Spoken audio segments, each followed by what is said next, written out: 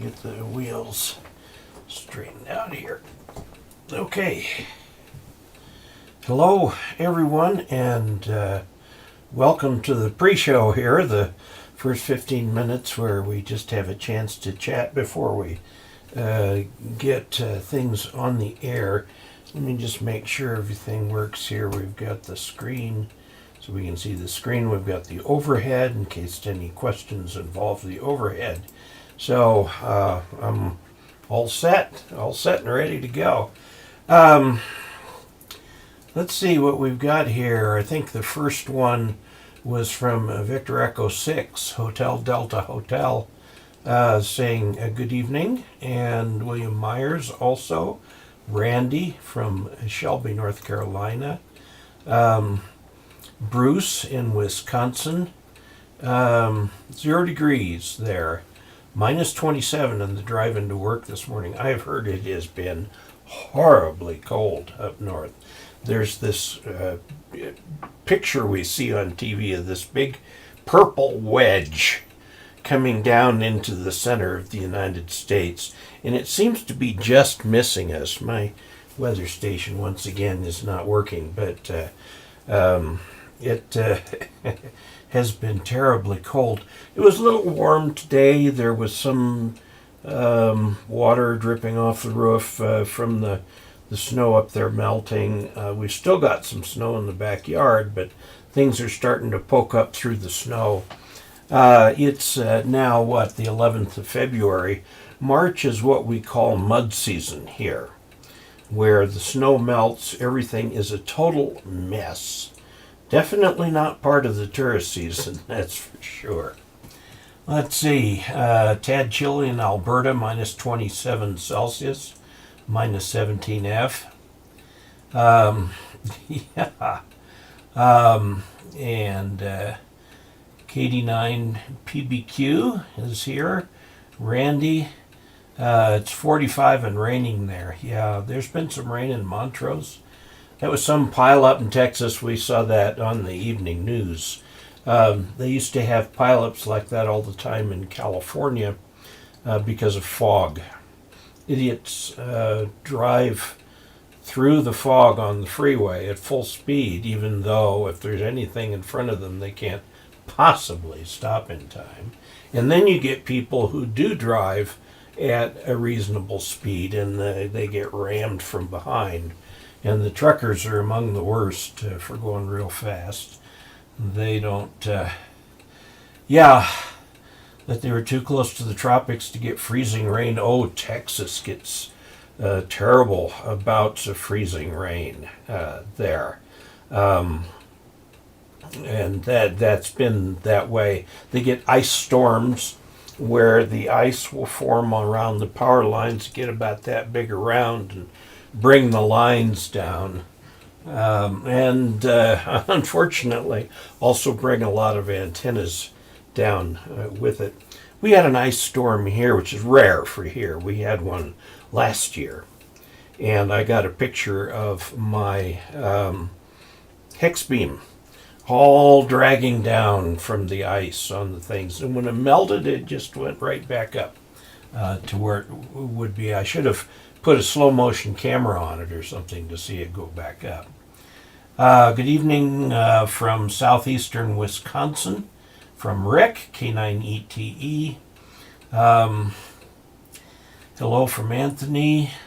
Felipe Lewis says Dallas, Texas, 28 degrees. Wow.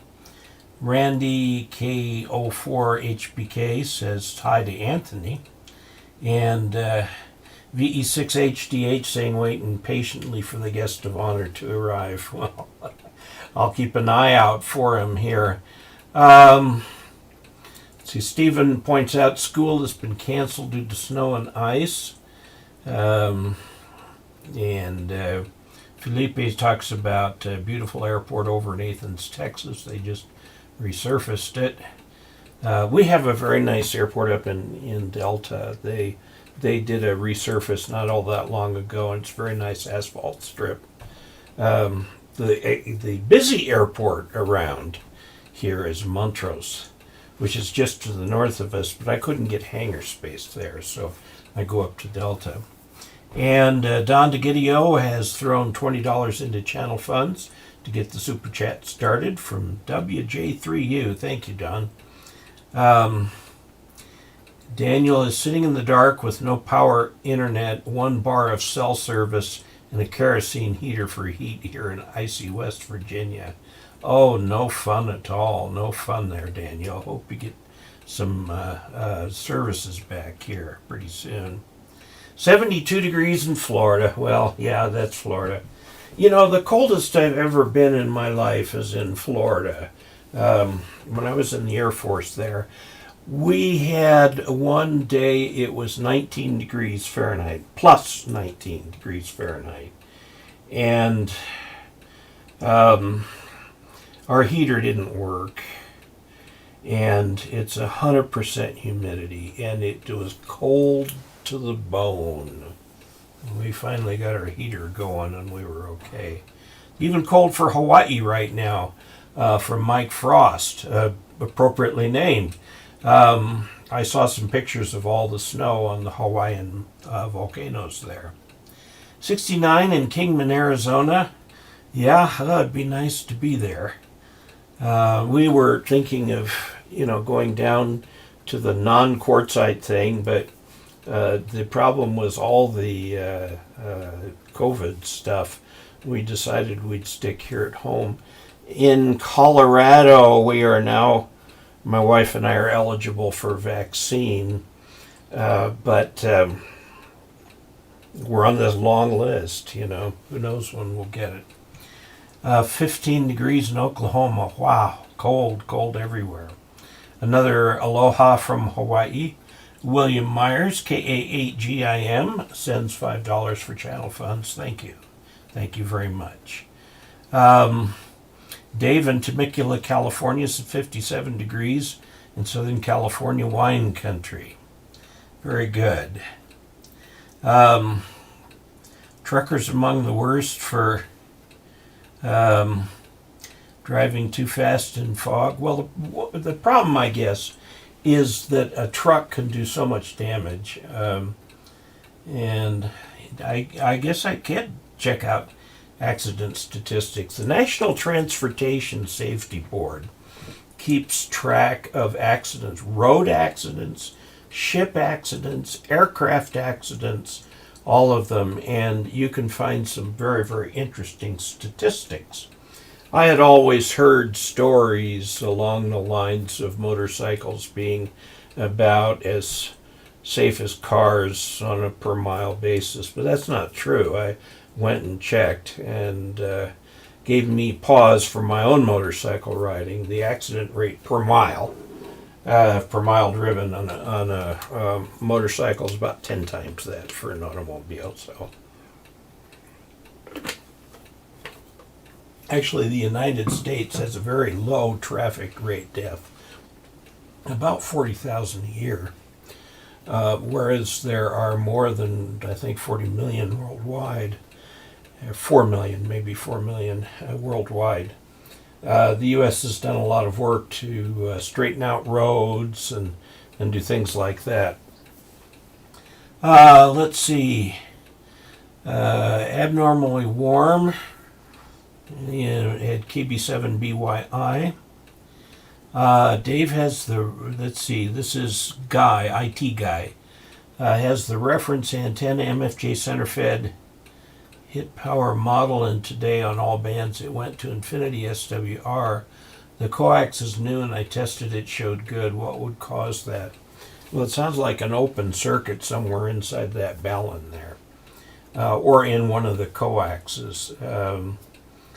And why did Quartz Fest change its name? It didn't really. It's just that they didn't have a formal Quartz Fest this year.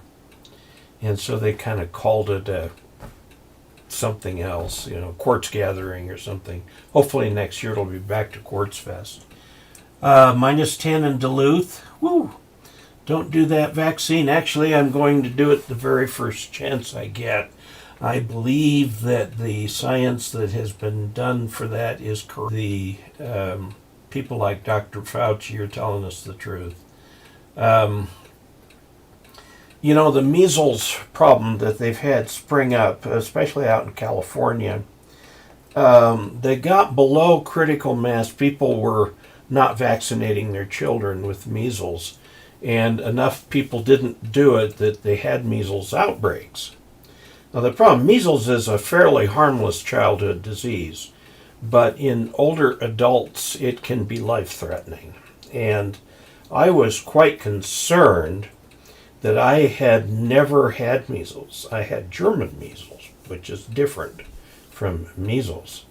And in all my early records that my mother wrote in my baby book and so on, she recorded when I had the mumps, she recorded these things. She didn't ever record measles.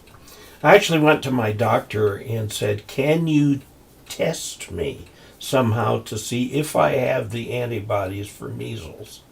And as it turned out, I did. So it's very likely I had measles as a child, but my mother never recorded it. Because I was very concerned. I was at an age where if I got it as an adult, given other medical issues that I have, that I would end up dead. So I'm okay. I'm okay. The vaccines do well. Do people have reactions to vaccines? Of course they do. On balance, is it the best thing to do? Yes. Yes, absolutely. Felipe Lewis has sent $20 to channel funds. Thanks for all that you do and the channel. Well, thank you very much, too. In channel news, I'm up to, let's see if we can find it here. I've got a studio, youtube.com. 85,471 subscribers. The number of subscribers has just shot up in the last, since I did that 50 ohm coax video, which by the way has over 200,000 views. It absolutely went viral. And I'm hoping it'll get up over 100,000 because then I get that fancy plaque from YouTube. That'll be a lot of fun. A lot of motorcyclists in Colorado don't wear helmets. We see a lot down here because this is a tourist area. And I would say it's about 50% don't. Even groups of Harley riders that go by, you'll see quite a few wearing helmets. I'm sitting here with a broken ankle up in the air from a motorcycle. Well, I've got a broken ankle, not from a motorcycle. It's from stepping out of my truck onto what I thought was OBS Studio. Okay, the reconnection has been successful now. So, sorry. Hams make us sound like bad actors. Well, that's kind of probably where it came from. Because remember in the Spark era, Spark signals were very broad. You could tune across the band, and a Spark signal might have 200 kilohertz bandwidth. And so there was a lot of competition for bands, and people did funny things with their Spark signals to modulate them so they'd have a tone on them so they could be heard through the others. And the professional radio operators hated the amateurs, hated them. And finally, the government, since most communication was being done on the long waves, done around 500 meters and so on, they said, well, let's give the hams 100 meters and down. So all the shortwaves were given to the hams so that the hams could get out of the way of the professionals. Well, of course, hams discovered how far you could go with shortwave. And that's when everybody jumped in. But fortunately, the FCC, well, it was the Federal Radio Commission then, decided that hams actually were quite valuable to the country. And so one of the purposes of amateur radio that was built into the regulations, that's been there from the beginning, is to advance the state of the radio art. and that is still a stated reason for amateur radio in the regulations. When you have a service like amateur radio or broadcast radio or Forest Service radio or whatever it may be, the FCC has to justify that use of a public resource, which is the spectrum, the radio spectrum. And they justify that, and there are 6 justifications for amateur radio. Emergency communications being one, but only one of those right there. I think somebody slipped by. Did we get that? Oh, Felipe Lewis. Okay, thank you. On the mic, hello Dave, I'm an ICU nurse in Miami. I got vaccinated. I trust the science. Good on you, Dave, for getting vaccinated. I'm ready. I got my arm rolled up. I'm ready anytime. I meet the criteria now in Ouray County. I'm 69 and a half. And they just lowered the age limit to 65.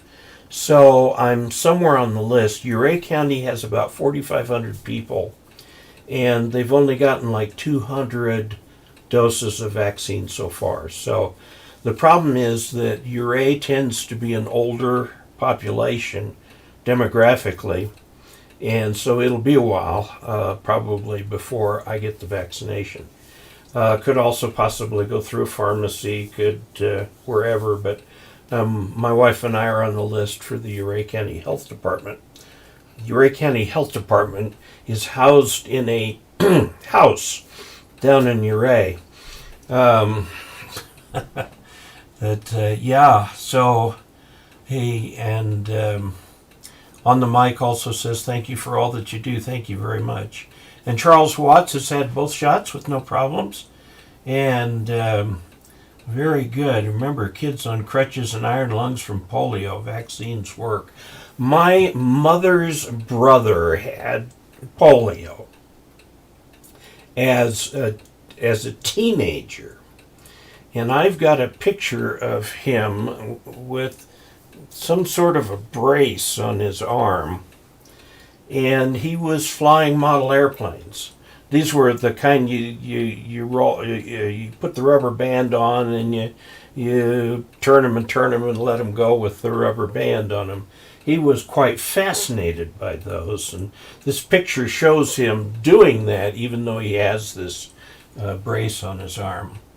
Have you heard of the octopus antenna from MFJ? Any opinion? Yes, absolutely, I have. I have one. It's actually disconnected and sitting in the backyard. I've promised it to someone at the club.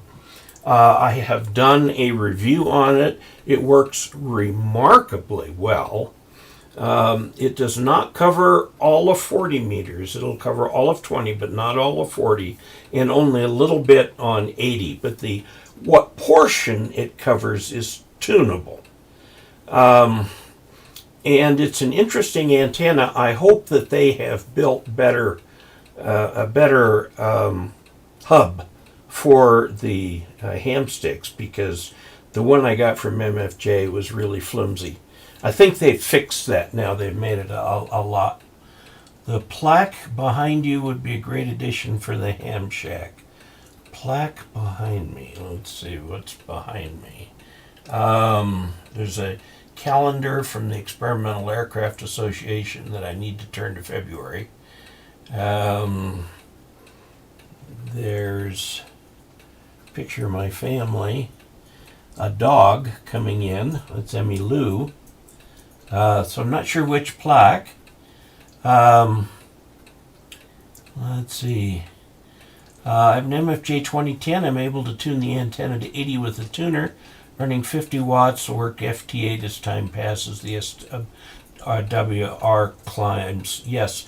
You're not damaging the rig, you're damaging the antenna.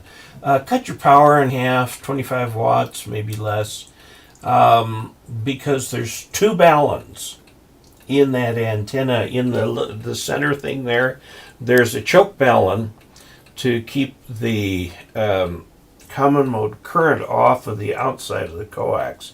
And then there is also a 4-to-1 ballon that's in there for the off-center feeding. and it's not designed to be an 80-meter antenna, so it's going to get a lot of heat in that balun, and that heat changes the magnetic characteristics of the core in there. So when you're on 80 meters, cut your power 20, 25 watts, somewhere in there, and see how that happens. Harry Rundle has added $5 to the channel funds and says, keep up the great videos and contributions to the hobby. Thank you. Travis Holden, that's the tuner. Tuner. Well, the tuner could heat up too. Spouses and RN had both injections. Good. EMT got the second dose of vaccine a month ago, just a sore arm. I found with the flu vaccine, where it goes in, if I just sit and rub it for a couple minutes like this, it gets spread out so that it doesn't hurt in that one little spot. There used to be a seventh reason no longer mentioned after Vietnam to provide a trained pool of military radio operators, which was one reason for the Morse code requirement. That's interesting. I did not know that. In World War II, most hams were young, okay, because radio was the hot new thing. The hams tended to be pretty young. And when World War II came out, something like half of the ham radio operators enlisted. And they formed the basis of the communications units for the various services, the Navy, the Army, and the Army Air Corps, and the Marines. And the nation had a pool of trained operators who knew the Morse code, could teach it to others, could receive things under very difficult circumstances, and so on. And many of those same people kept it up after the war. And in the 40s, it was still mostly Morse code, but more people started to get on voice, which was AM back then. And military voice was AM, except in the tanks. In the tanks, they used FM because Motorola had built all this infrastructure for the police and fire departments and so on to use. It was all FM. And they just moved that right into the tank corps. And so the Americans had crystal clear communications because it was FM. The Germans used AM, and it was full of static and noise and all of this kind of thing.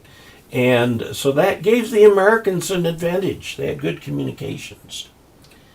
The 100K plaque from YouTube, yeah, I hope that will be coming in the next few months. Chameleon has a better hub. Yes, they do. Yes, they do, for the octopus antenna. See, Craig Jones says he's been studying for the extra class, has been looking at the videos and the license manual, and will take the test on Saturday afternoon. Well, Craig, I hope by this time next week you can tell us that you have passed. Should I SWR my new mag mount even if I use it on my Balfang? I don't think you're going to find much difference. You can certainly check it and see what it is. Check it in place. Put the thing on the top of the car. Get inside the car where you would normally sit, and then attach your SWR meter to the... and make sure you do this outside, and you can tell what the SWR is. You'd be surprised. It's probably not going to be all that great. 40-meter rotatable dipole, any thoughts? Probably at 40 feet high. Frankly, I don't think you'll find that it's terribly directional. Dipoles really aren't terribly directional. I've never quite understood rotatable dipoles, but some people like them. Thank you for everything you do. Do you think 10 meters would be good to try from Hawaii? I'm on the biggest mountain in the Big Island. I hope you're not in one of the calderas. 10 meters, try at midday. 1, 2, 3 o'clock in the afternoon. And then try it during twilight and dusk. Okay? In that area right there. I got a Heligrafters mod SX9107 and an S Prime. Let's see, what is the best place to install a choke balance? Near the antenna or near the shack? I would say near the antenna, but I've seen people who say it works better in the shack. So try it. It says, is Dave on not showing up here? I'm showing good transmission up online. Now the shingles vaccine, that sucker was a bear. Arm was sore for several days. Wow, okay. I've had it. Didn't have an issue. I so want to build a Whisper beacon with a Raspberry Pi 3. Well, as you know, well, actually, is it right here? Did I already put it somewhere? Here. A little QRP, this is the QCX Mini, but the QCX Mini, and the QCX Plus are all also Whisper transmitters. So you can use one of these, and they're pretty cheap. QRP Labs makes a standalone Whisper transmitter. Or you can just use QRP single sideband rig with the Raspberry Pi and run WSJTX on the Raspberry Pi, and then that will act as a Whisper arrangement too. And you can both send and receive, and so if you connect your Raspberry Pi to the internet, the signals that it receives it can send online.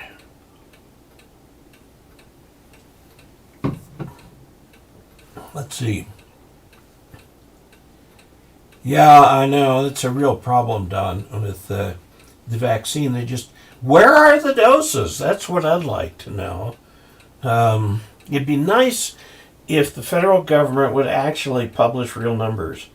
I know our local Channel 9 News is very, very good about numbers for Colorado. They come out of Denver. They give graphs that show the positivity rate, that show how many people are in the hospital, that show new cases diagnosed against time. And so you can really see the curves and see what's going on. Right now we're getting very, very much better. Many fewer people are in the hospital. And it's nice to be able to see the actual numbers.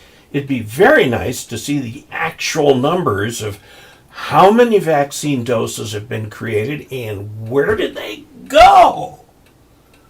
And, it's just like, oh, we got some, we don't have some, da-da-da-da-da. But nobody's actually putting any numbers up that I can see.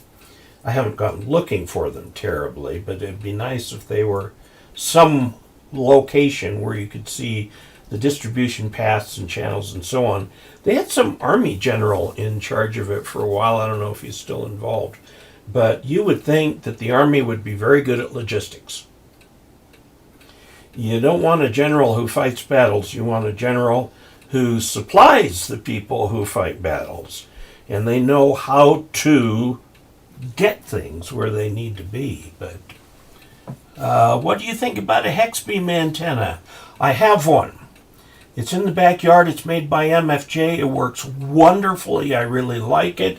Note that you will need a rotator with that antenna.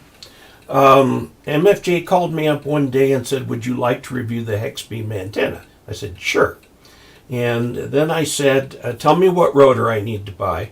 And they said, we'll send you a rotor. And it was the cheapest one they sell. And so I went down to Reclametals, which has a lot of recycled metal and some new metal.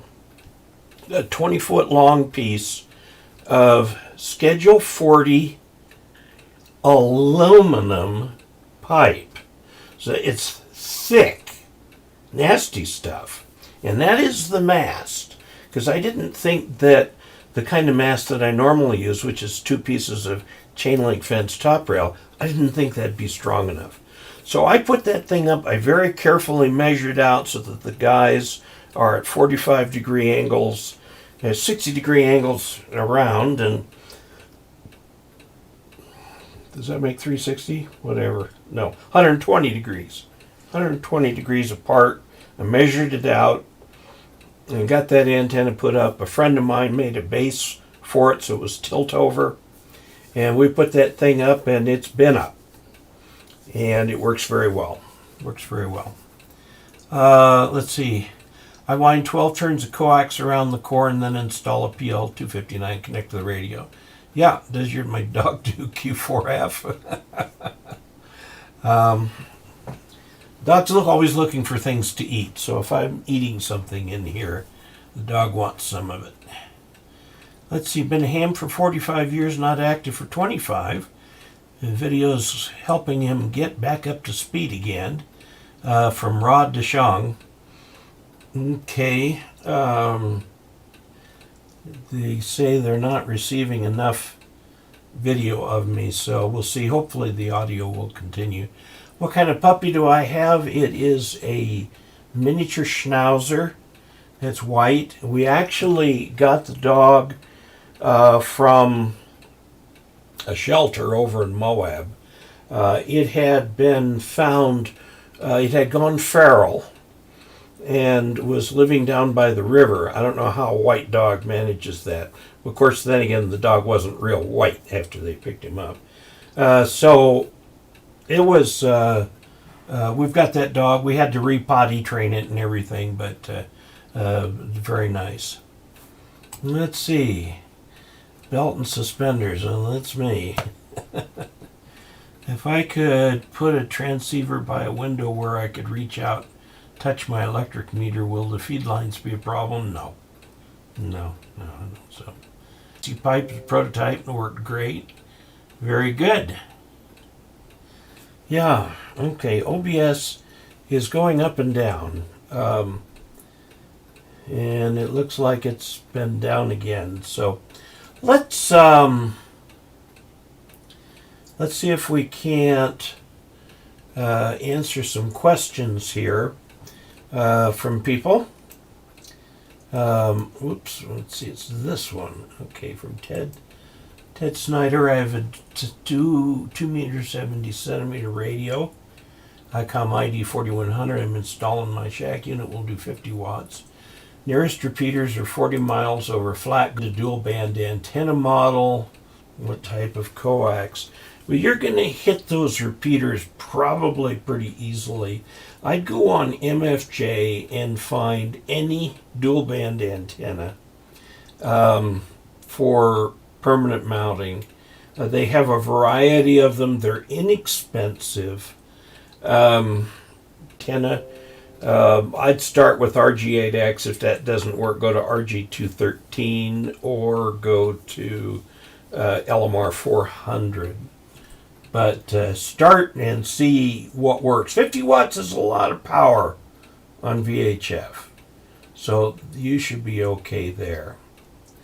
All right, here's another one here.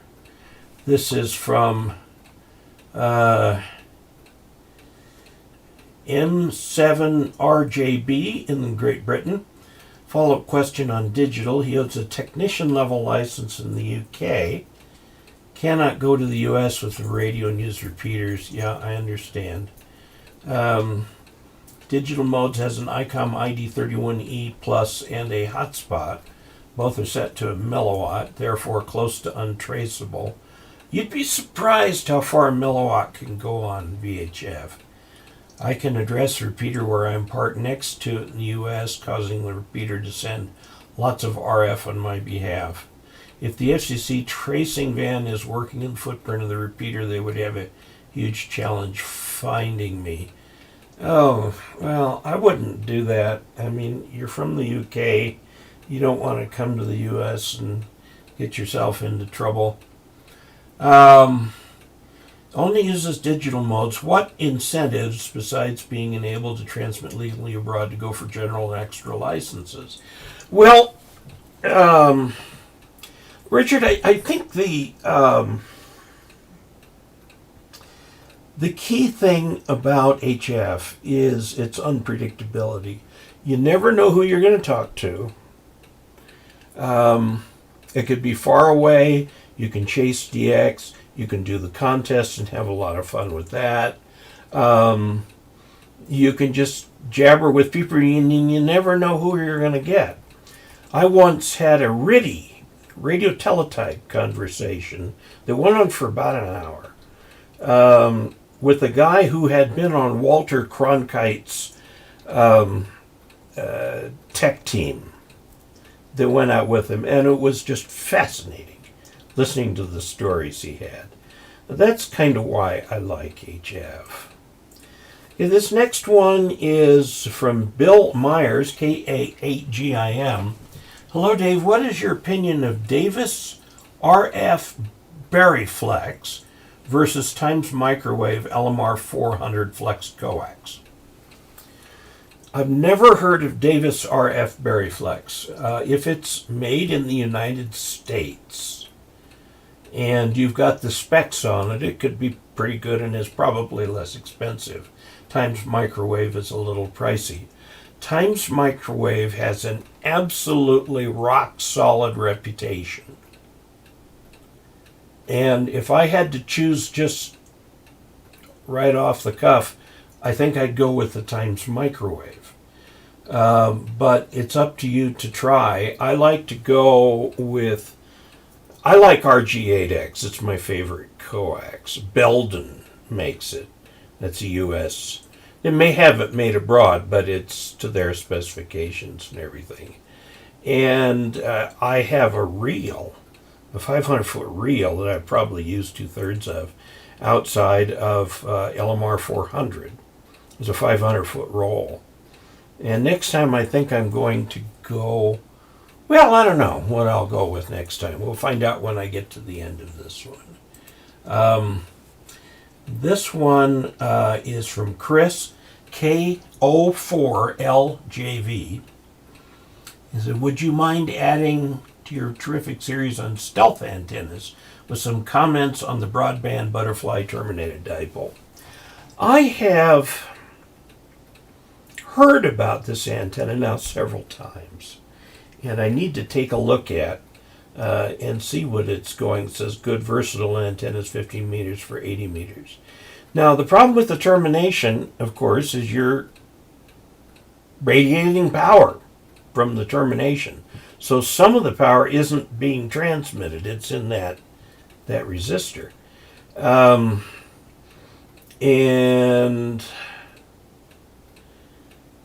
have to find out more about it. I know that, the only other antenna that I know of that's terminated in its characteristic impedance is the rhombic.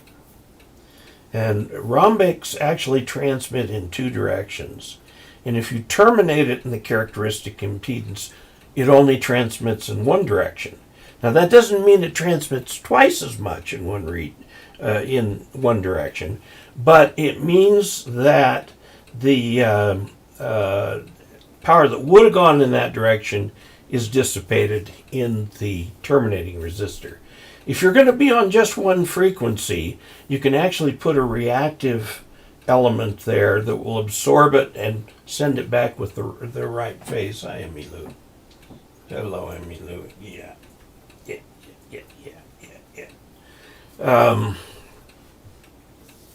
But I'll have to look that antenna up and take a look at that. This next one comes from Charles Frame. What equipment, make, and model do you use to run your SWR curves when testing antennas? See if I can lock this so I can get it here. It's been over a month since I broke my ankle, so I can walk on it a little bit, but if I walk on it a lot, it gets sore. Okay, this is what I create the SWR curves on. This is a Rig Expert model AA-230 zoom. It's very easy to use, and it provides plots. Now, it has a USB connector on the bottom. This will connect to software on the computer. This rather tall thing up on top here is actually a adapter, because this comes from Europe, the Ukraine actually, where nearly everything is an end connector. And so they supply them in the US with little connectors to turn that into an SO239 type connector like we would use normally in the US. This is very versatile. Very nice little unit. The problem that I have with this is that it tunes within that ham band, and I had trouble getting the MFJ 17754 antenna tuned because it was actually resonant outside of the band. And you can find that with this, but I found that the old MFJ 259B that I have was a little more adaptable to the weird condition. It was sent to me for review from Canada, oddly enough. It's Rig Expert AA230 Zoom. Very nice little unit. So I did get that for review. Okay, and this is what I photographed for the curves. Let's see, we want to archive that. Okay, this one is from Stewart Goodwin, Golf Mike 4 Alpha Fox Golf, and he is in the UK. Just watching you unboxing a twin paddle Morse key from Joshua. I think probably this one right here. Looks very good, and I would be interested in purchasing one and is available. I did review it. There is a video about it, and you can look on there for the specifics. MFJ sells these. I'm not sure if they're the ones that Joshua makes or if these are a separate one. You can also get in like this from C.W. Morse, CWMORSE dot.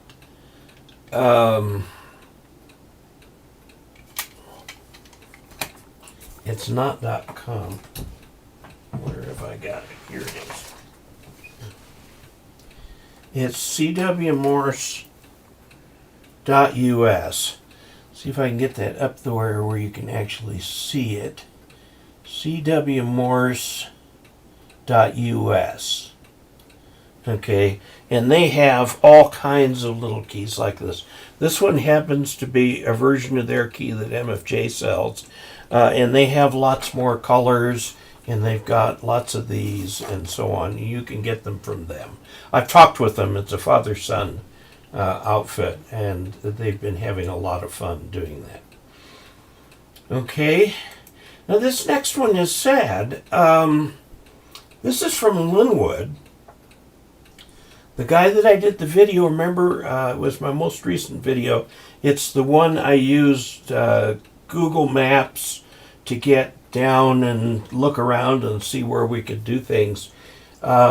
He was now told me that the landlord has now come down and said no antennas of any kind.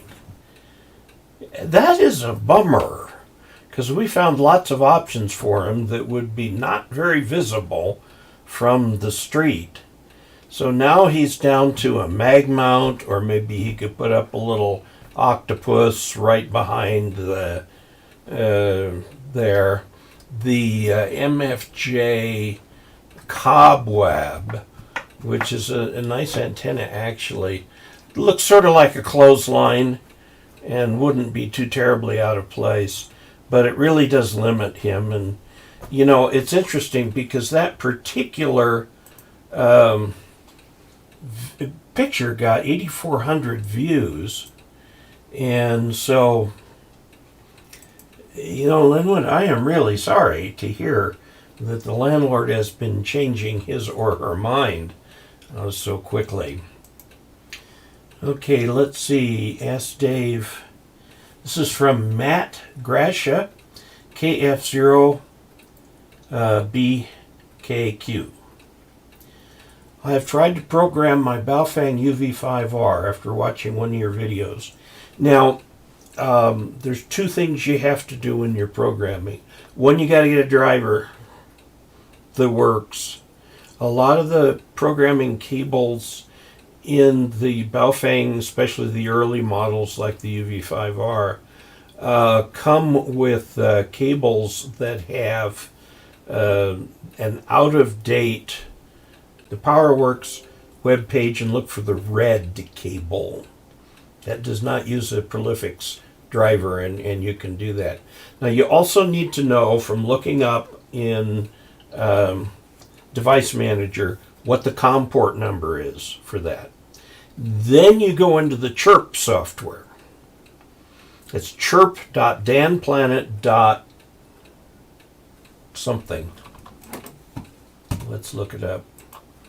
Chirp. .danplanet.com. Chirp is free, and that's what you use to program the thing. You have to tell it which COM port it is, and that's the thing that most people have trouble with is the driver for that. Okay. No idea how to get it downloaded. Well, you're going to get the driver if you... I tell everybody just get the red cable. You get it off of PowerWorks, POWERWERX.com. And the red cable, you can get the driver off the PowerWorks webpage. And then you get the Chirp programming software, and you can program it that way. Now, he mentions that he's a new member of the Montrose Amateur Radio Club, and they met in Delta last Saturday. That was the club breakfast. They do a club breakfast every month. The club also sent me a very nice card. Oddly enough, my wife makes these cards, and it's a get well card signed by a lot of the members of the club for my broken ankle, and I appreciate that very much. Can a Balfang DMR 1701 be programmed? I would assume so. All the Balfangs can. If it's a Balfang DMR, it was probably sold by Radioddity. Matt, the thing is that Chirp, strangely, I think they're giving a little in this. They, for a long time, have resisted the training software for the digital radios.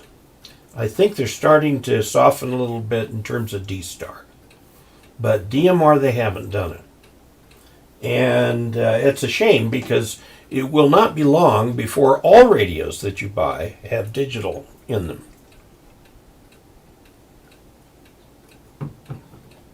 But yes, the DMR 1701, you'll be able to get the software for that either off the Balfang webpage in China, and they have an English page, or the Radioddity webpage, again in China. Get you set up for that. Okay, let's see. Matt, when I see you at the next club meeting, maybe we can go over it in more detail.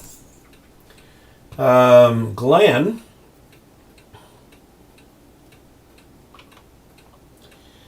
Glenn N0QFT said, I helped put up an off-center fed dipole. The antenna parallels the power line within 35 feet.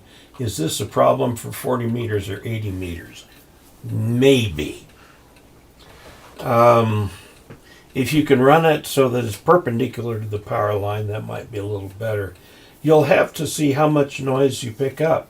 If a power line is properly installed, it's very RF quiet. Okay, the other 95% of power poles can emit noise. This is the kind of noise, a noise blanker won't normally touch it, but you have a noise reduction filter in your radio. You'll have to play with the settings on that, but they can do an amazing job of reducing power line noise. It's the noise reduction filter. All radios these days have them. The 7300 certainly does. So, give it a try, see how you're doing with that. Okay, this next one is from Rich Carpenter. N2RIC says, Hi Dave, I've been following your reference station videos. I am thinking of following your guide, but already have an antenna, a My Antennas end-fed halfwave for 80 through 10 that I use with my FT18 and a tuner. 40 meters is decently tuned, mainly for the CW portion of the band. Since I would need a tuner to use my antenna with the ICOM 7300, what make and model would you suggest? Well, I have that very antenna, the end-fed halfwave for 80 through 10. And I was able to tune it on all bands with the tuner that comes with the 7300. I didn't need an extra tuner on the outside. Don't use two tuners. If you use an external tuner, turn the one inside the 7300 off, because they'll fight each other. If you have a if you're looking for a make and a model, I don't have a reference tuner because the antennas that I have got in the reference station are already tuned antennas and can be tuned with the 7300. But I have the 993B, 993 Bravo, MFJ auto tuner, which I have used for a number of years, and it is an outstanding tuner. It's a wide range tuner, and there's not much it can't tune. But then again, they're about $250. So try and use the tuner that's in your ICOM 7300. If you're using something with your FT818, and it's where FT818 doesn't have VHF, must not be. Okay, a lot of the older radios did not come with tuners. Okay, so I think that answers that question. Let's see.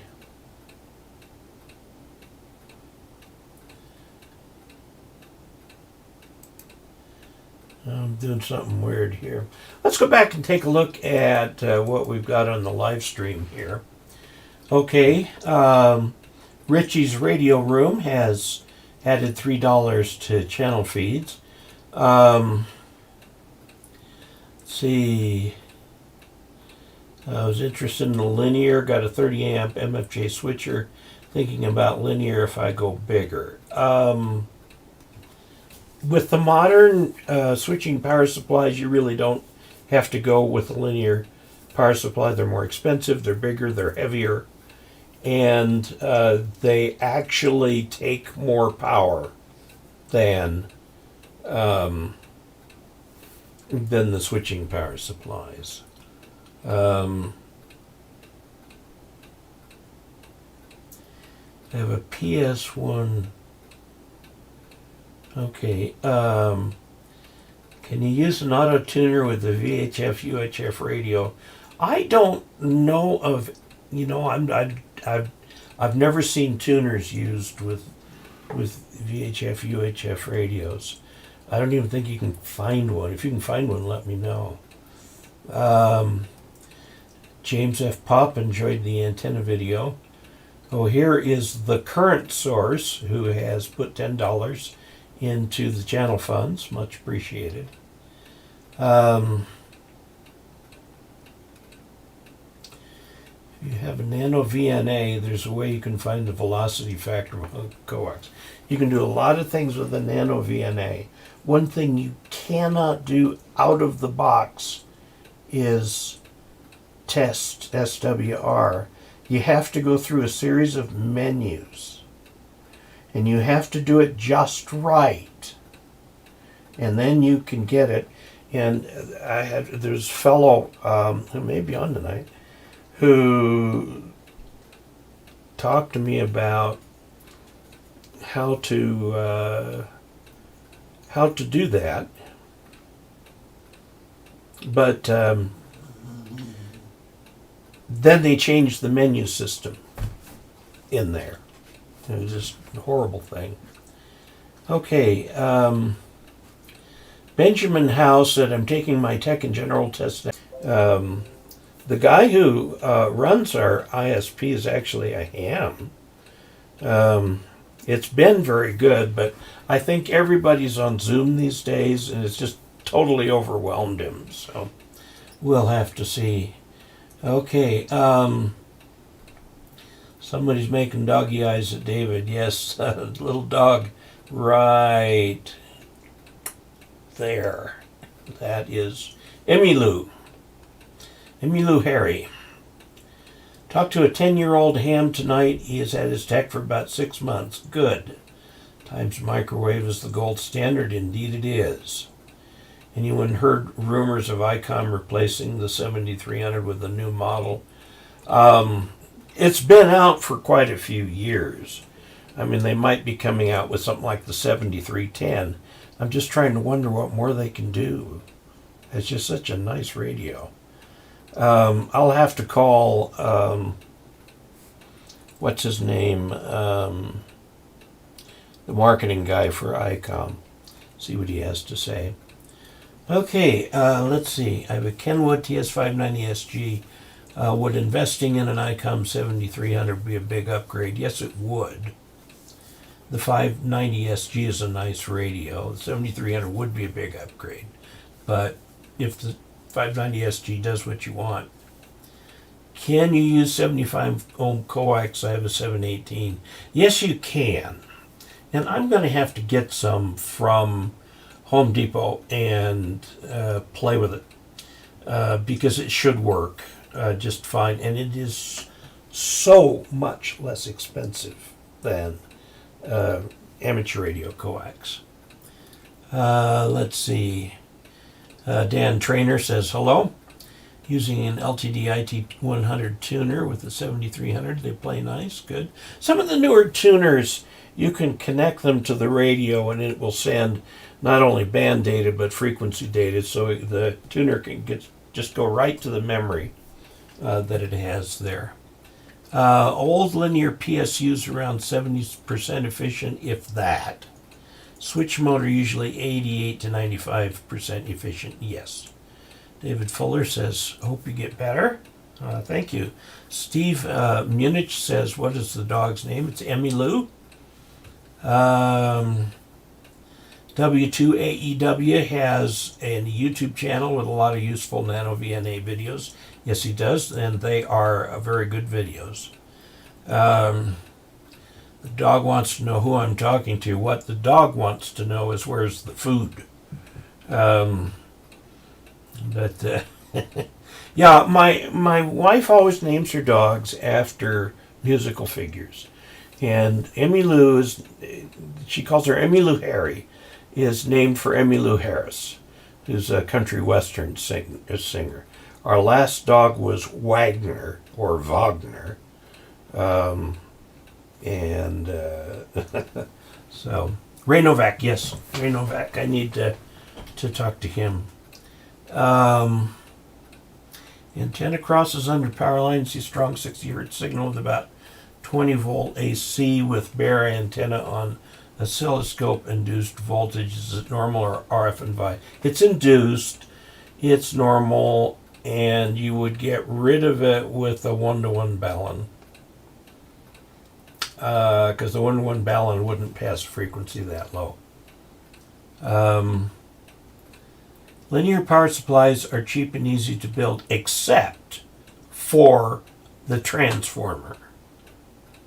Except for the transformer. The transformers these days are expensive because not that many people use them anymore. There are companies like Hammond still making transformers, but I had an RS-35, I think it was. It was my first power supply. It was linear. It was many, many years ago. And it was difficult.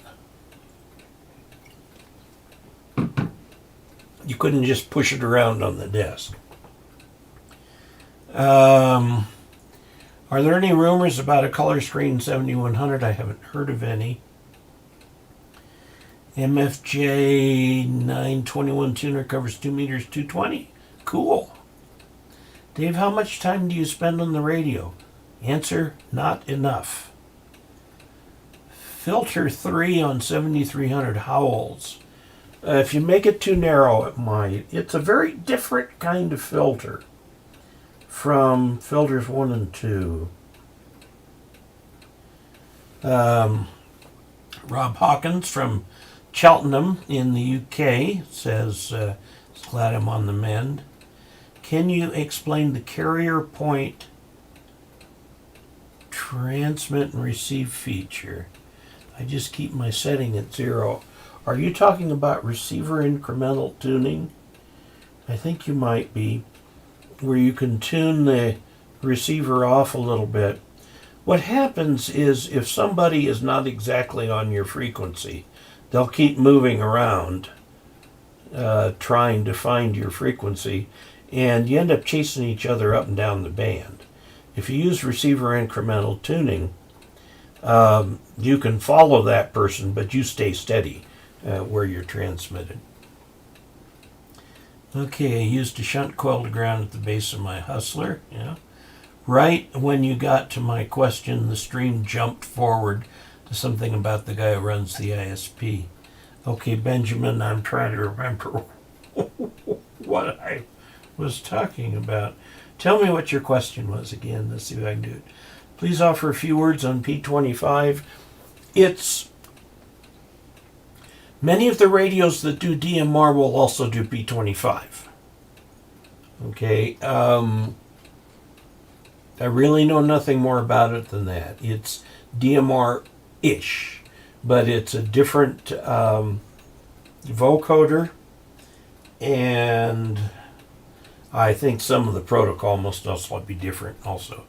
I wish I could use 20 meters with my technician's license. They've got a new thing coming out someday where the league has suggested to the FCC that they grant meaningful HF privileges to technicians on 80, 40, 15, and 10. 20 meters somehow seems sacred. Novices were never allowed on 20. But 40 meters is a doggone good band. So you can have some good things to do. Is a megger the only tool to check how good your ground system is, or can a good fluke meter also work? There's actually an instrument, and I've got one here, for checking ground resistance. It requires that somehow there be a loop. So like if you've got a ground rod here and a ground rod over here, you can check the ground rod here below the point where they're connected and measure the resistance of the actual ground. And I've got one of them. Brad Rich gave it to me, N6GR. It's a little tricky to use because you've got to have it in the right place. I did a video on it, but I got some criticism that I didn't do it exactly right, so maybe I'll need to do another video about it. good, reasonable 10-meter antenna on your home. Put up a dipole. Just start with a dipole. I mean, it's like super small and cheap. It's half wavelength long. It would be 5 meters, 15 feet. Not very long. Dave, show some breeding and get a glass. Drinking from the bottle. It's a water bottle. Good grief. And I have a bottle brush that fits down inside here that I can use to wash it out.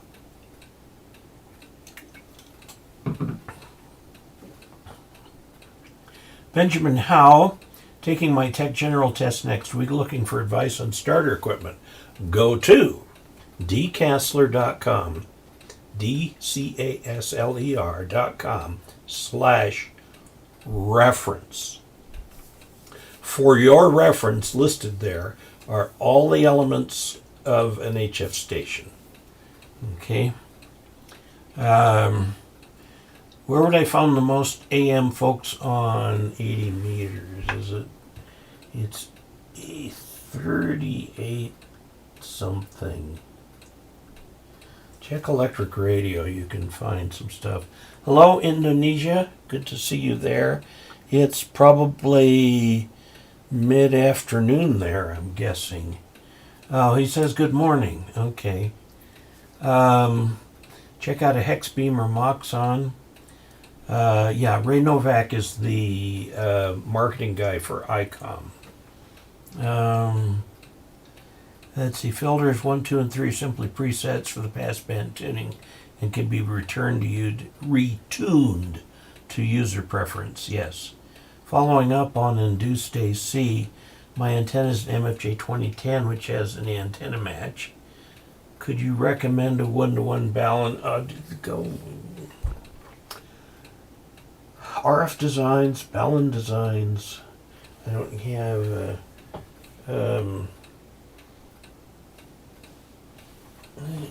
where is that? Let me just.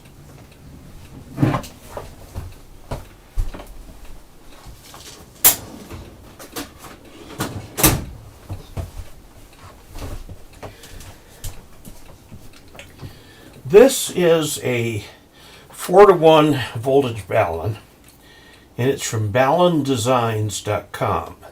BALUNDESIGNS.com. Balun Designs. They're been making these things for a lot of years. You can see that this spent a lot of time outside. It's not currently in use. Okay, 3885 AM for AM. By the way, all the new radios do AM. You've got to turn the power down to 25 because the peak envelope power operates weirdly on AM. 25 watts indicated actually gives you 100 watts peak envelope power. So turn it down to that and you can operate AM. Okay, passed my general yesterday. Daniel, congratulations. Love my 991 non-A minus the ATU. It's going to be hard to get that wheelchair into the cockpit. I know. What's the status on the airplane? About the same as last week. The FBO, the maintenance people up at the Delta Airport, are removing all the old, green, nasty, ugly, dangerous fuel line. And I told them also to replace all the plumbing for the pitot tube and static port. I want all new tubing in there. All the fuel line, all new. Everything, all new. Should have been replaced years ago anyway. And I said, as long as any of that green tubing's in that airplane, I don't consider it airworthy. So they'll get that done soon enough. I've also ordered a tow bar for it. I don't know why it's so hard to find a tow bar for it. I finally ordered Sporty's universal tow bar. We'll see if it works. If not, I have a friend down the road here who's a welder, and we'll get that thing fixed up and get something. The problem is when I if I pull the airplane out of the hangar, I pull it by the propeller. After all, the propeller pulls the airplane in the air. You pull it out, and I get it out of the hangar, no problem. But when you push it back in, that front wheel wants to caster funny. And it wants to start going off in a sideways direction. So what I need is a tow bar that hooks to the axle on the front wheel that I can use to go back and forth and steer it. And at the same time push the aircraft back into the hangar. Unfortunately, there's a real slight little incline getting up into the hangar. So at this point, it takes two people to get that thing in the hangar. One to hold the tail down so that the front wheel comes up in the air, and the other to push. And once I solo, I was real close to soloing in September. Now I've got to recover all that. Once I solo, I've got to do all that by myself. So I'm hoping that the it's a boot, comes off by the end of February, and I could start walking again. What I'm worried about is my knee. It's the thing that gets sore. I sprained it. Oh, yes, I did a video where I tried to use the video as a over-the-top example of what happens when you buy used equipment, and hopefully scare people into buying new equipment for their first equipment. You really don't want to have to deal with somebody else's problems. I mean, even my Ten-Tec here. The Ten-Tec works fine, but the cat, right in front of me, before I could grab the cat, puked on the front of the radio. And it got down inside, and I had to send the stupid thing back to Ten-Tec to get cleaned out. And there are still some buttons on the thing that don't work well. Okay? Now, I know how to kind of wiggle them so that I can get what I want. But if I sell that radio to some poor young ham, they're buying my problem. Or rather, the problem my cat created by making a mess of the front of the thing. I was a millisecond not quick enough to get that cat out of the way.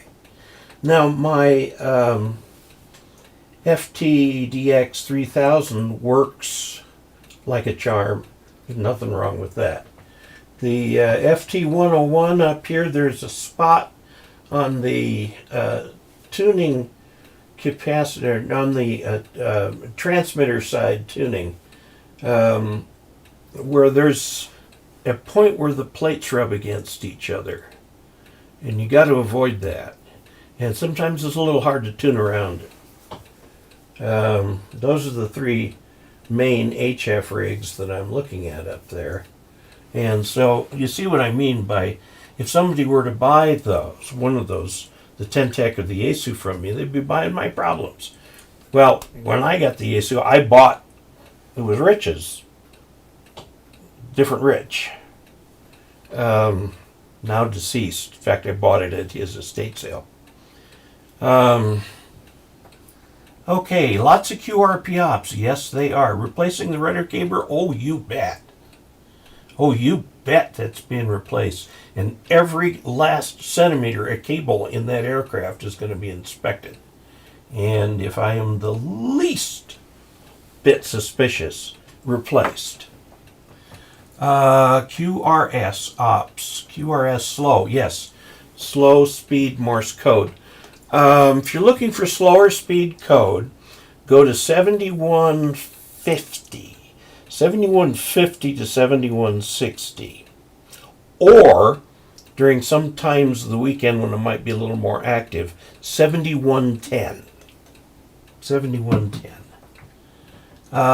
Yes, driven me to the bottle. This is my Nalgene bottle here.